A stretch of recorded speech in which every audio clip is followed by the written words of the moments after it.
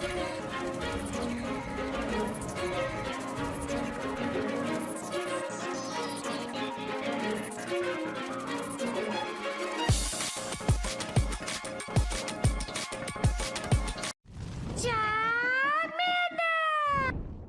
guys, King of Charmanders, and today I will be your judge, jury, and your analyst.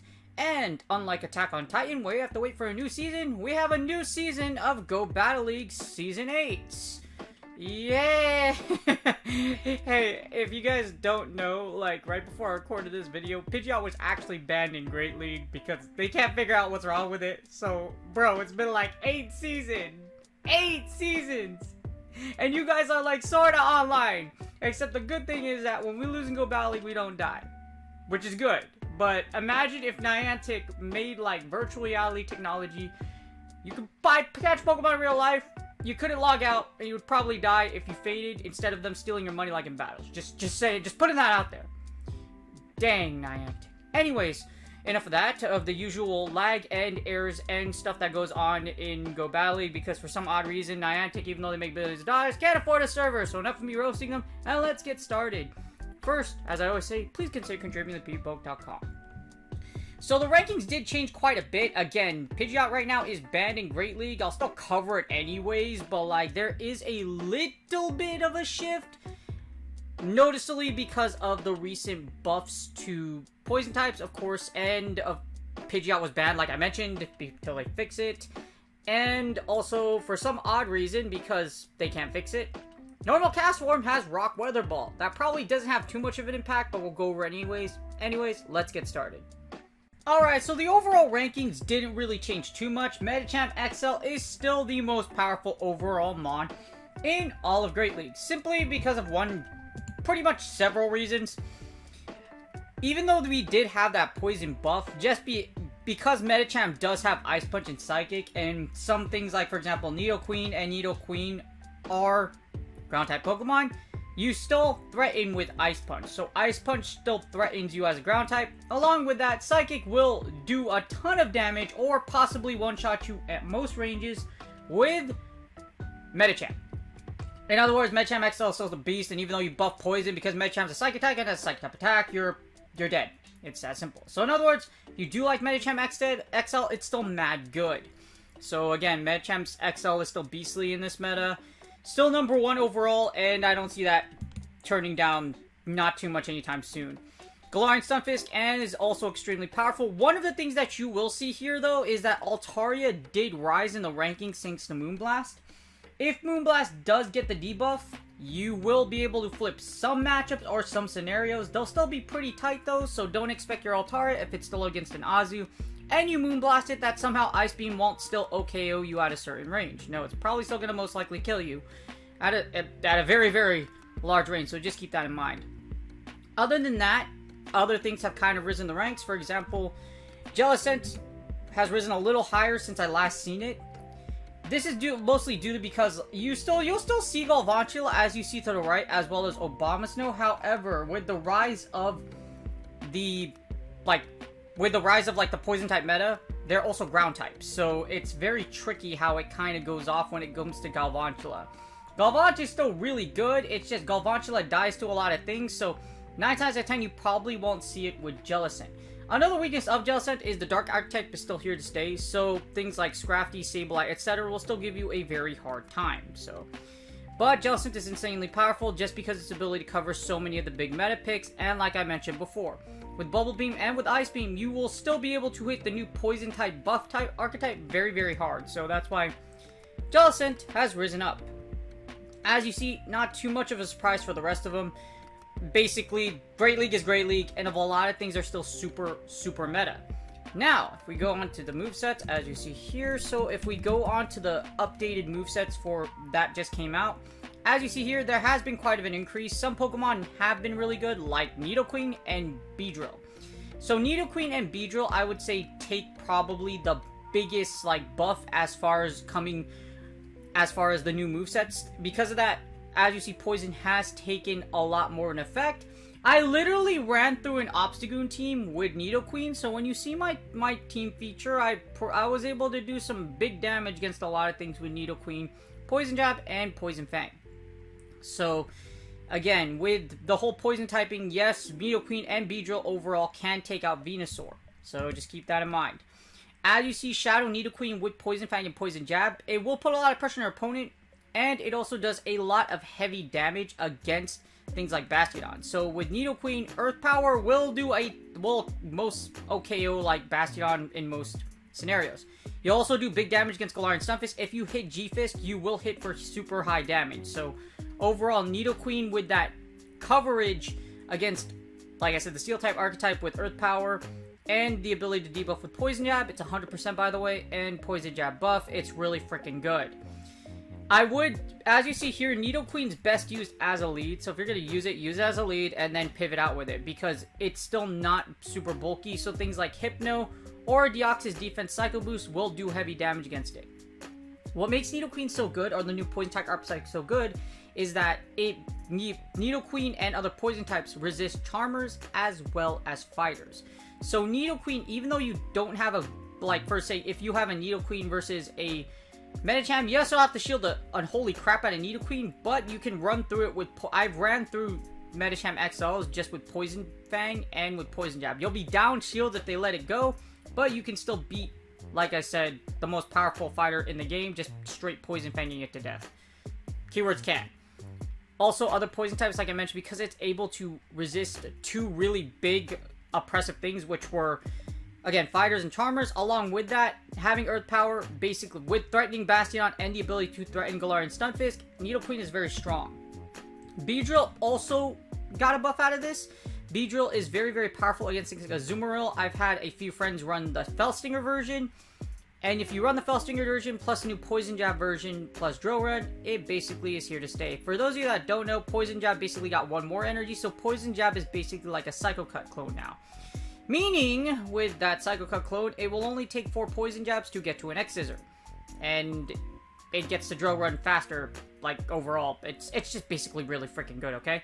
And with Beedrill with Drill Run, like I mentioned, it's able to cover Galarian Stunfisk. It can cover Bastiodon. If you've used a Shadow Beedrill and you've Drill Run it before, especially in the Retro Cup remake, or the Retro Cup Great League style, like, it's really freaking good. So, again, 2 really big players. Not to say that things like G-Fisk aren't able, as you see, both of the what makes the Poison type kind of risky as well is G-Fisk still has a strong rating against them. G-Fisk can Earthquake a Nidoqueen to death, or it can just straight Schmurder Beedrill and drop a bunch of rocks on it with Rock Slide.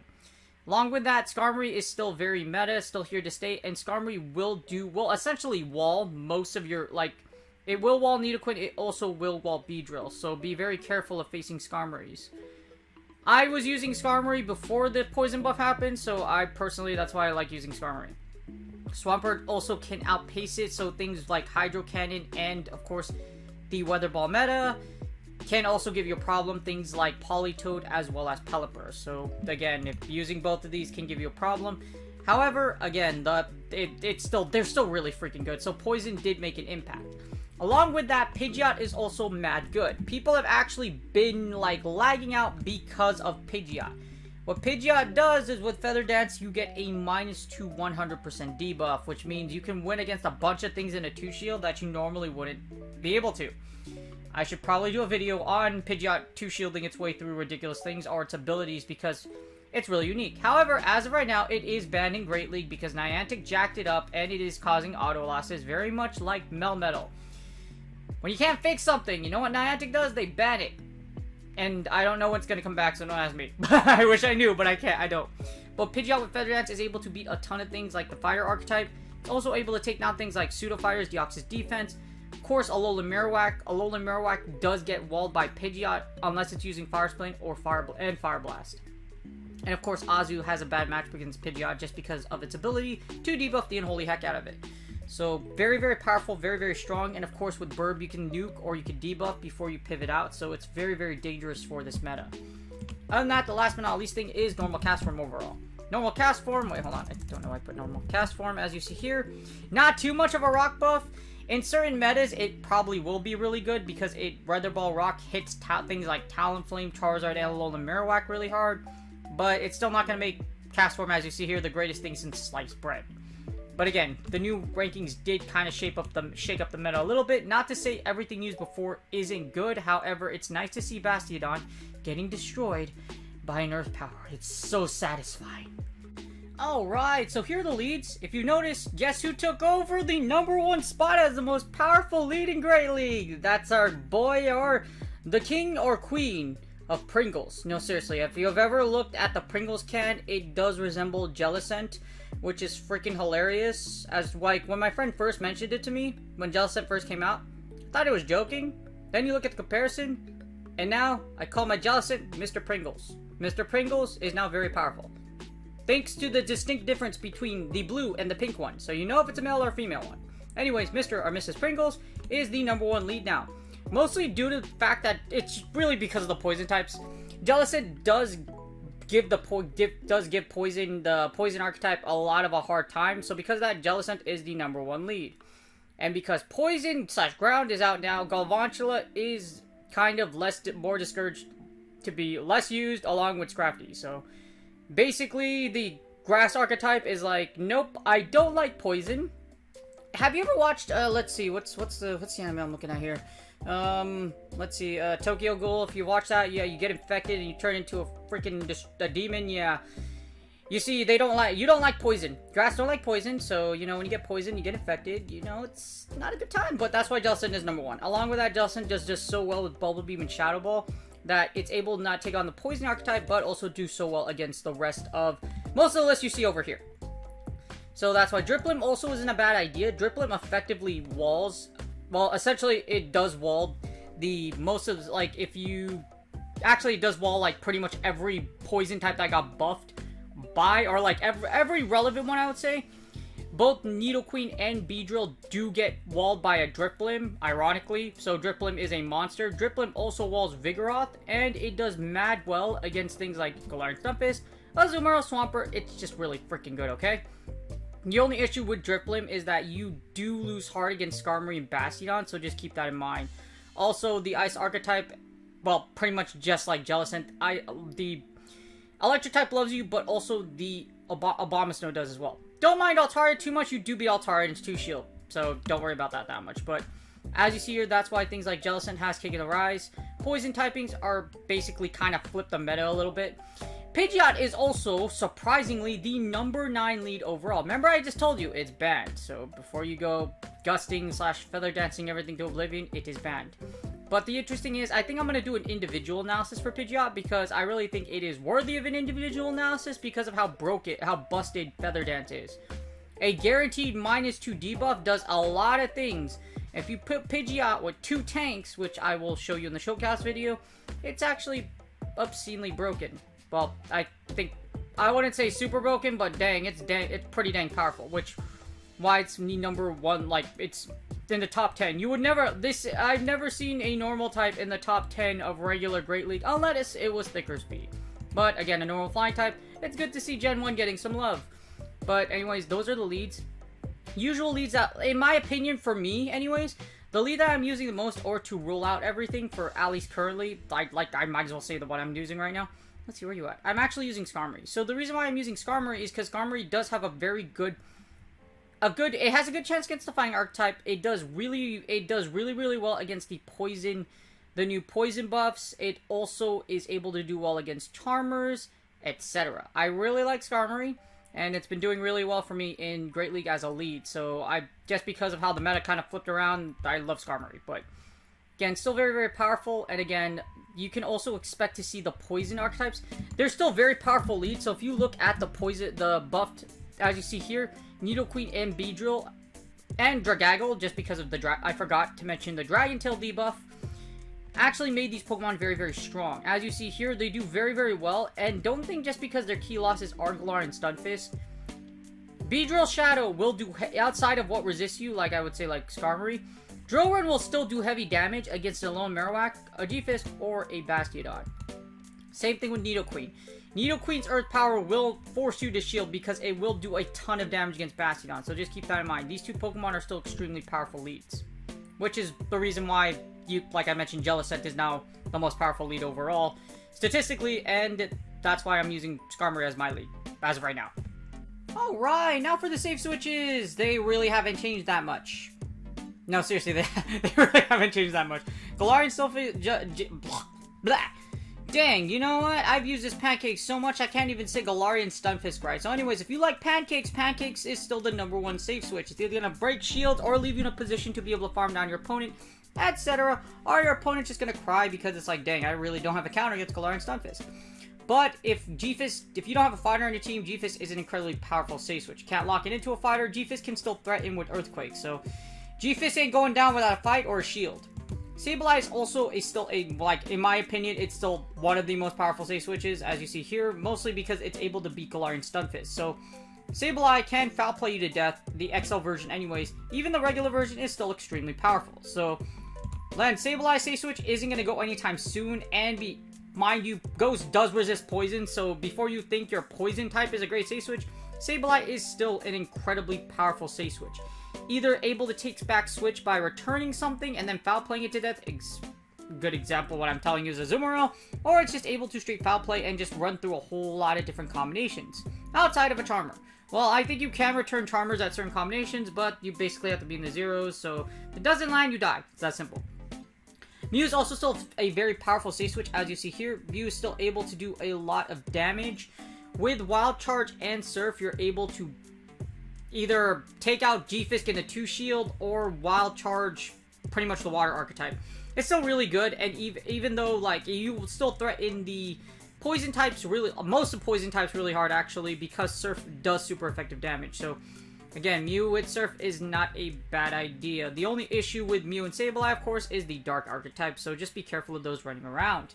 Which is why Cresselia is still very powerful. Cresselia is kind of the underdog when it comes to, I would say, kind of a save switch, because not a lot of people have one.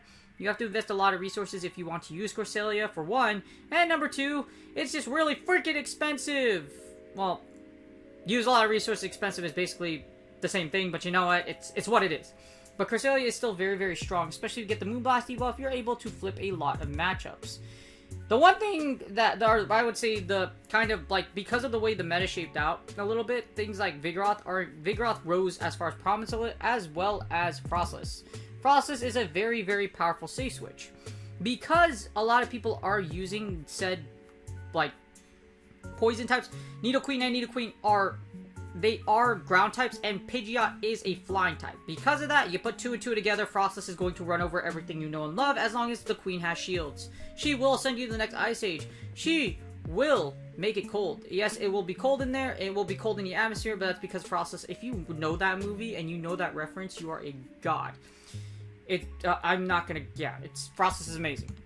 Also, Vigoroth isn't a bad save switch as well. With Vigoroth, actually, because of the normal typing, you're able to give things like Sableye and like Umbreon a hard time. Keep in mind that Vigoroth does lose against things like Deoxys defense and other pseudo-fighters like Deoxys defense, and of course fighters will give you a hard time. It's just super good because Body Slam does big damage, and if you could bulldoze through shields, you could actually take back switch against Galarian Stunfisk. So keep that in mind. Vigoroth is not a bad idea. One of the biggest surprises here is Drapion. I mean, like I mentioned, you know the bug type, but Drapion Shadow is really freaking good. Surprisingly, with all the buffs and debuffs around, Poison Sting, and it actually gives Drapion the ability to be really powerful. You want to know why? Because Aqua Tail is 35 energy. Poison Sting is a Psycho Cut clone now, so it generates 9 energy. So guess what it can do? Aqua Tail does a ton of damage. What Poison and Dark, you take neutral damage against fighters, you also take neutral damage against Charmers. So Drapion is a very interesting mon with a ton of resistances. It's also, because it's a poison type, it's able to take out Azumarill, etc. You have Sludge Bomb, and Aqua Tail does have some unique coverage against a lot of things. I'm not saying you can Aqua Tail a Bastion to death, but I'm saying, you know, at certain ranges, you possibly can take out a Bastion with Aqua Tail. However, Drapion Shadow is incredibly expensive, and like I said, if you don't have a Drapion Shadow, if you don't want to test it out, there are better things out here. Like, in my opinion, the top 2 are like staples, and they're still here to stay. For example, if you still like Galarian Stunfisk, Sableye as save switches, they're still really freaking good. So don't, like, if it's not fixed, don't break it. But other than that, there are a bunch of new options here that you can try out and use. But for the most part, like I said, if you are already using Sableye or G-Fist as a save switch, don't fix what's not broke, because it's not that broken. Oh, right, and of course the closer. When shields are down, your Pokemon go to town, and there was a... how the hell is Registeel #1? Like, the trash can of all trash cans, the Basura, the trash can, the... You got Nerf, bro. Well, okay, so the reason why it's #1 again is because I forgot, because of all the recent, like, buffs and debuffs, etc. Registeel, Focus Blast basically got back its base stat from being nerfed, so because of that, Registeel is now the #1 closer again. So that extra 10 damage that Focus Blast actually does matters a lot, and it makes Registeel the #1, yeah. I don't like it as much as you do. I don't like that Registeel is the #1 closer, but it's still, like, considering the 10 damage, it is really good again statistically. Registeel is still very, very powerful as a closer, as you see here, and it basically took Azu XL off the map as the #1 closer. Not to say Azu XL isn't still really freaking good, but with Registeel, with Focus Blast being buffed now, it's able to do its original damage against Skarmory, Bastion, etc. So the one-shot range that Registeel has is a lot better. Or rather, it just went back to the way it was supposed to be. Because, in my opinion, Focus Blast didn't need to be nerfed anyways. It's a higher energy move, does a crap ton of damage, but again, it's a very high energy move. It takes a while before you are going to summon the Spirit Bomb. It takes a while before Goku can throw Spirit Bombs, because he has to wait for everyone to give him his energy, or he has to do that thing with both of his arms, and like, you know, and then poof, and then boom. So yeah. But other than that, the closing strategy, if you've noticed, it really hasn't changed much at all. Things like Electivire, Shadow, Reggie, Ice, Azu are still at the top of the food chain. Altaria is still up there, especially with Moonblast and Skarmory. The thing is, like, in the closing scenario, Skarmory did take a rise a little bit, because in no shield scenarios, Skarmory with Brave Bird does a ton of damage. It's able to, like, OKO a lot of things, or take out a lot of things even though it's resisted, just because it does so much. Like I mentioned, it just does a lot of damage. As you see, G-Fist kind of took a slide down for a little bit, but that's just because of a lot of things with, like, Earth Power, basically. There's a lot of things with Earth Power. Or not really a lot of things, but there's a lot of things with ground type attack coverage that will basically turn Galarian Stunfisk into mush. Along with that, at a certain range, Galarian Stunfisk can get one-shotted by Registeel's Focus Blast now. So, just keep that in mind. Registeel is still really, really good. In my opinion, the Pancake is still super oppressive as a closer, but if you want to, the Registeel is not a bad idea. Especially with its ability to, essentially, without having the ground type archetype, Registeel actually does very well against a lot of things. Like, for example, you know, Ice does neutral damage, while Registeel completely will wall Charmers and doesn't take neutral. It does resist Ice attack. So, like, regular Steel type or just base Steel type on its own is still very, very strong. And like I said, with Focus Blast being in an original value, it's really good again. So, well, actually, it's been good, but, like, if you want to use it for Season 8 Great League, you can, but just keep in mind, I still think, for my opinion, Galarian Stunfisk is still way powerful as a closer, because its ability, Rock Slide and Earthquake is still just a mad good combination, and of course, Mudshot is just OP with 9 energy for a 2-turn move. And that's it. I hope you guys enjoyed the video. It's a weird Season 8 with Pidgeot getting banned. It's freaking hilarious. Well, we know that Niantic's probably not going to get their stuff together by Season 69. Anyways, as you see here, the poison typing did kind of, and the move buffs / debuffs did kind of flip a few things around. So things like Jellicent are really freaking good, and things that give poison types a hard time, like Skarmory or Registeel even, is really freaking good. So again, look to that. It's funny to see how some old Pokemon do come back to fruition after a few, like, changes. But that's not saying that everything else still isn't good. For example, Medicham XO is still insanely powerful. Bastiodon still is really good as long as it can avoid certain things. Like, if you hit Bastiodon with a ground type attack like Earth Power Earthquake, 9 times 10 your Bastiodon is probably going to die, and you deserve it, because Bastiodon is disgusting. Just kidding.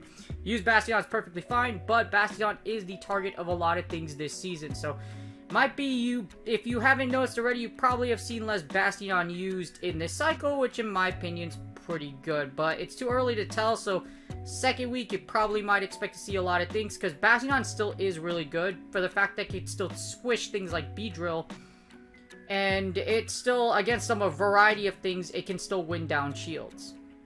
You still see, like, old teams like Galarian Stunfisk Pelipper and Venusaur team, or Venusaur plus Sableye and G-Fisk. I've seen that around too. So common teams from the last season are still out here. I haven't seen any teams. I haven't seen a team update, so the top teams haven't been updated since April, so it's been a minute. So once that actually updates, then I'll give you that update. But as far as right now, there's still a bunch of again, the meta kind of like flipped around, or just like it always is. There's too many things in this meta. No, seriously, if you kind of made it to where you could ban certain things a cycle permanently, it'd be really nice. Other than that, Great League is just really congested. It's super. The meta is going to get more and more congested. There's only so many things you can buff and debuff, and it's just going to cause a huge headache, because essentially that's what the poison buff did. Because the poison buffs happened, fighters and charmers became less prominent, but they're still really good, because something called Medicham XL with Ice Punch actually can beat some of them, like Nidoqueen and Nidoqueen, and Psychic can KO a lot of the poison types, because so very interesting. Other than that, some funny things like Drapion actually came into the top 10, or a few things like Pidgeot being a top 10 lead. So there have been a few changes, but again, I've given you my best analysis on like basically how the meta kind of shaped out, but because it's so open, I'm not going to tell you that one thing works more. If something was working for you right now, don't fix what's not broke. Make sure if I always say, like, you hear me say this time and time again, but if you're comfortable with a team, use the team you're comfortable with.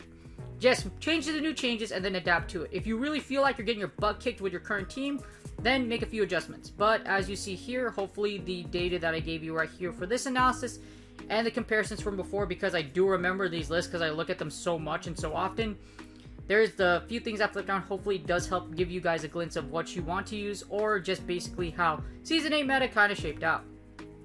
Good luck in your Go Battle League sets. If you would like to, please like and subscribe. This is working really, really well, so I'm going to goat it again. So for my third, I don't know if it's 30 seconds, but like 10-second ad of me just trying to goad you into, please, if you see to the bottom right, if you put your mouse to that little box to the bottom right, and you click subscribe, you will easily be able to subscribe to my channel, instead of having to scroll all the way down and clicking subscribe, or like going to that button that's like halfway down.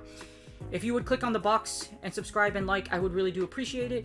I'm trying to hit 3K subs by the end of the year, and I provide I just got back from Vegas, so I literally just made this after coming back from Vegas, along with the Element Cup analysis, and I'm also working on some other things so that you guys can get ready for the future Go Battle Nights, and as soon as the data drops, I will make sure I create the new Great League Season 8 top teams as soon as possible.